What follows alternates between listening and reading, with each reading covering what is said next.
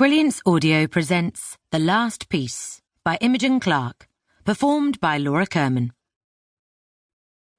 Felicity Nightingale hurled her mobile phone onto the freshly made bed, raised her hands to her forehead and gently massaged her temples with her thumbs. She forced herself to breathe steadily through her mouth until her heart began to beat a little more slowly. Wasn't it a pressure point, the temple? How hard did she have to press before she did herself some damage? She pressed a little harder. The garish green display of the clock radio read 7:37. On Monday, she dropped Hugo off at her mother's at 8 o'clock on her way to the train station. That was the arrangement, and had been since she first went back to work. It never varied, week in, week out, which was just how Felicity liked things. She knew where she was with an arrangement. But now what was she meant to do?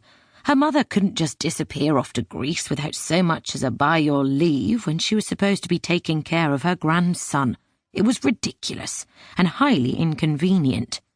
To make matters worse, the nanny had gone to a funeral. Supposedly. Felicity wasn't entirely convinced that that was true, but Marie-Claude had chosen to clear the time off with Richard and not her, a fact that made her suspicious on its own. And Richard had just taken her request at face value and agreed. Felicity knew that if she had spoken to the nanny herself, her intuition would have sniffed out any lies. But Richard seemed far less adept at spotting untruths, which was quite ironic in the circumstances. Either that, or he really didn't care one way or the other. This was probably more like it.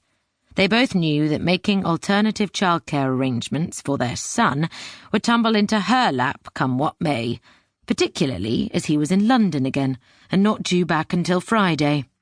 No, this lack of her mother and their arrangement was very much Felicity's problem. Quickly she ran through her options as she traced a neat red line of lipstick around her mouth. She could call in sick, but she was supposed to be at an important board meeting, and she wasn't about to miss the opportunity to be in attendance, even if her opinion was rarely sought or considered. Feigning illness was not on the cards. She could ask her sister Lily to have Hugo. Lily would just absorb another child at her glitter-encrusted kitchen table without even batting an eyelid, and it would suit Hugo too. He loved spending time with his Aunt Lily and all his cousins, although Felicity had noticed a distinct decline in his table manners after a day spent at their house. Lily was unhelpfully relaxed about that kind of thing, but Felicity felt very strongly that it was important he knew how to hold a knife and fork properly. Her son might only be 4, but it was never too early to learn basic etiquette, and very hard to undo bad habits. Her sister's lack of table manner training wasn't what was putting her off, though. If Felicity asked Lily to help, then Lily would tell Julia, and that would doubtless lead to one of their little twin chats behind her back.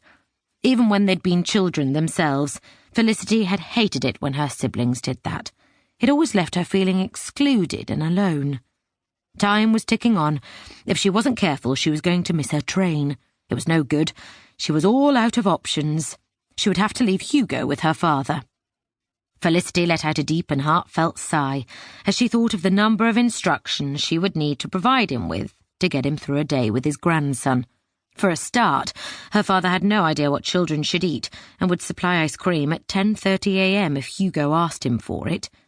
There would no doubt be messy play, commenced willy-nilly without a thought for Hugo's clothes, even though she knew that her mother kept a little plastic art shirt for exactly this eventuality. And she would have to make it crystal clear that the park was totally out. Her father could not be trusted to watch Hugo properly. Last time they went, Felicity had caught Hugo at the very top of the climbing frame, with her father just standing at the bottom and egging him on. God only knows what would have happened had he fallen from that height. In fact, Felicity had had nightmares about the various possibilities for days afterwards. She checked her reflection in the mirror, smacking her newly painted lips together, and removed a stray blob of red from the corner of her mouth with the tip of her little finger. Perfect. Then she reached for her mobile and rang her parents' house. At least, she thought as she waited for it to be answered, she could quiz her father about what on earth was going on with her mother.